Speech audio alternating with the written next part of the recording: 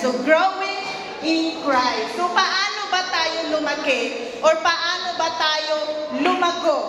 Okay? Sa ating Panginoong Jesucristo. Colossus, Kabanata 2, Talata 6 at 7. So, dahil tinanggap nyo na si Kristo Jesus bilang Panginoon, mamuhay kayo na karapat-dapat sa Kanya. Patuloy kayong lumago at tumibay sa Kanya. Magpakatatag kayo sa pananampalatayang itinuro sa inyo at maging mapagpasalamat din kayo. So ito ay sinulat ni Apostle Paul nung siya ay nasa kulungan. Okay? Itong si Apostle Paul, hindi niya kilala yung mga tao doon sa Colossians. Pero, sabi niya, mahal na mahal ko yung mga tao doon, kaya kailangan ko silang i-remind. Kailangan ko silang i-strengthen sa kanilang pananampalataya. So, iyan yung sinulat ni Apostle Paul sa kanila na dapat patuloy silang tumibay at lumago, lumaki sa kanilang pananampalataya. Ayan. So, sino dito ang mahilig mag-garden? Mahilig sa mga tanim. Ayan, mga plantito, yung mga nanay nila. Meron tayong mga bagay na kinakailangan. Yung mga importante sa ating pagtatanim. So, ano yung mga bagay na yon? Una, okay, we have soil. Importante ang soil sa pagtatanim. Pangalawa, okay, yung sunlight. And then, water. Ayan. So, yun yung isa-isahin natin itong mga bagay na to. Ikumpara natin sa spiritual life natin bilang mga anak ng Panginoon. So, first one is soil. Lupa. Diba? Tama ba? Lupa sa Tagalog. Okay. So, ang mga tanim, kailangan nila ang soil kasi yun yung pundasyon ng isang halaman. Diba? Kasi kung magtatanim ka tapos walang soil, anong mangyayari sa tanim? Walang tutubo, tama ba? Wala, pag nilagay mo lang yan sa bato, nilagay mo sa kahoy, hindi siya tutubo. Kasi kailangan kasi talaga natin ng soil sa ating pagtatanim. And then sa atin naman, ang soil natin, okay, para tayo ay lumago is si Jesus Christ. Sabihin nyo nga, Jesus Christ. Jesus Christ. Okay, so si Jesucristo, siya ang kailangan natin upang lumago ang ating pananampalataya sa ating Panginoong Diyos. Basahin natin dito sa Juan 15 verse 4. Manatili kayo sa akin at mananatili din ako sa inyo. Hindi magbubunga ang sangang hindi nananatili sa puno. Gayon din naman, hindi kayo magbubunga kung hindi kayo mananatili sa akin. Yun yung sinabi dyan sa libro na yan. Na kapag hindi tayo mag-aabay or hindi tayo mananatili kay Jesucristo, di ba? Di ba yung isipin nyo yung halaman o yung isang puno, once na nahiwala yung isang sanga, hindi na yan mamumunga. Di ba? Kasi mamamatay na yung sanga pag sumrod na lang. Di ba? Pinanggagatong na yan. Pero kapag ang isang sanga naka-konekta pa rin doon sa puno, mamumunga yan. So, ganun din tayo sa ating Panginoong Jesucristo. Kasi, gaya ng isang halaman, kailangan natin yung mga nutrients na nanggagaling sa soil.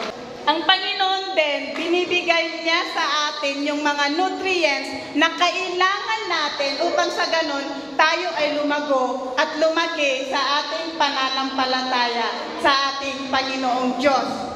Pangalawa, ano na ulit yung pangalawa?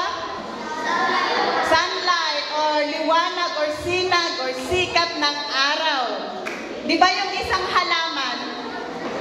Yung isang halaman, nangangailangan yan ng warm or ng strength from the sun.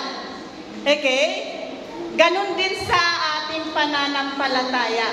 Kailangan nating maliwanagan. Salmo 119 verse 105, sinasabi dyan, ang salita mo'y ilawan sa aking mga paa at liwanag sa aking landas. Okay? So, ang salita ng Panginoon or the Bible, next one, the Bible is our sunlight. Yun yung liwanag natin. Bakit?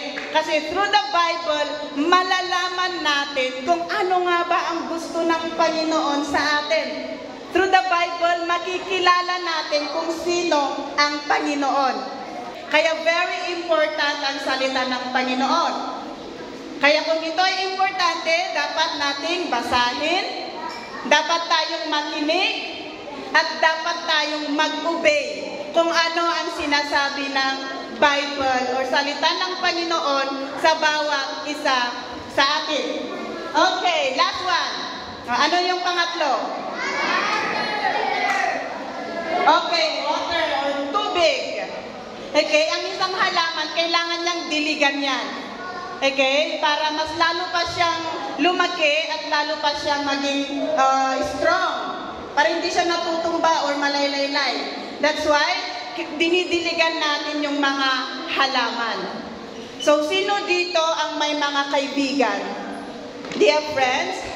Okay, very good. Sino dito ang pumupunta sa church? Sa Sunday school, sa Bible study. Ayan. Sino dito ang very excited na umattend ng divine service every Wednesday? Sa LMC. Ayan. So, madaming excited sa atin. Okay? So, ang water natin bilang isang mananampalataya para tayo ay lumago ay yung fellowship natin sa isa't isa. Kaya kailangan natin isurround yung sarili natin sa mga taong nakakakilala sa ating Panginoong Diyos.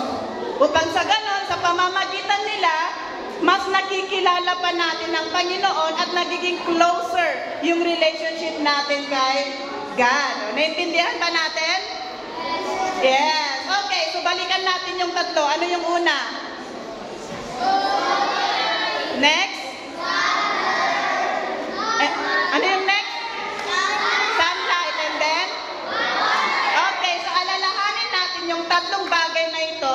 Ito ay importante sa mga halaman.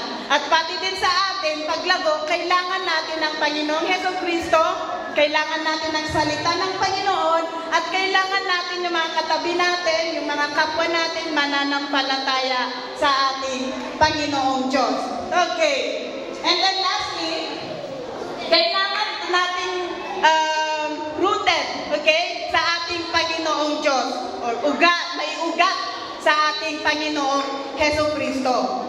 Ang isang halaman, pag hindi maayos yung ugat niya, okay, or pag natutuyo na yan, or lumalaylay-lay, masisira yung halaman.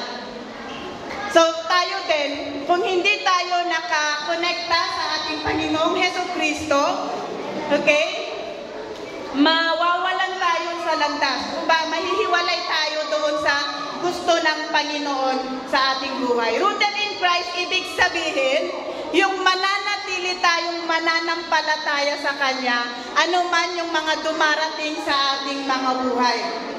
Okay? Yung mag-aabay pa rin tayo sa ating Panginoong Diyos. Ayan. Tapos, wag nating kalimutan na sa halaman, merong mga weeds or may mga ruot. O, sino tinalay nga glugang dito eh? Amoy taglugang, mag-alis ng damo. Ayan. So, yung mga damong ito yung mga sumisira sa halaman. Ini-stop nila minsan yung halaman para lumaki or yung nutrients na napupunta sana sa halaman, napupunta sa mga damo. Kaya kailangan alisin yung mga damo. Okay? So, ganun din sa pananampalataya natin, ang daming mga temptasyon, okay?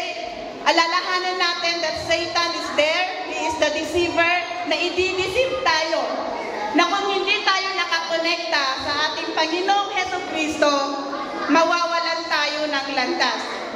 So kung gusto natin yung way natin ay patungo doon sa kagustuhan ng Panginoon, dapat, ayan, konektado pa rin tayo sa ating Panginoong Jesucristo. Manatili tayo sa pananampalataya at mag-grow sana tayo. Okay? Sinong gustong mag-grow dito o lumaki? Ayan. So lahat tayo gusto natin mag-grow. So kailangan si Jesus Christ ay nasa buhay natin. Kaya